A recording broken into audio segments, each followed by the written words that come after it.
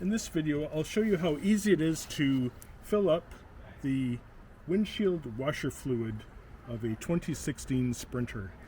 Very simple. I've got some winter wash, minus 35 degrees Celsius. Out here it's January 9th, 2021, and it's about 4 degrees outside Celsius. And all you do, open up the top of the bottle,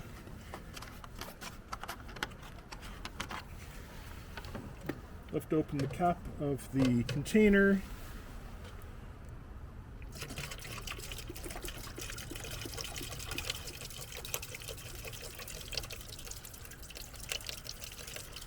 I like to do this quite often just to keep it topped up, because you never know, you don't want to run out.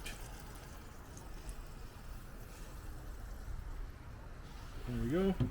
Fill it up to a few inches away from the top.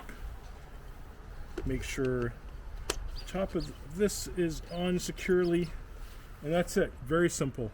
Thanks for watching, guys.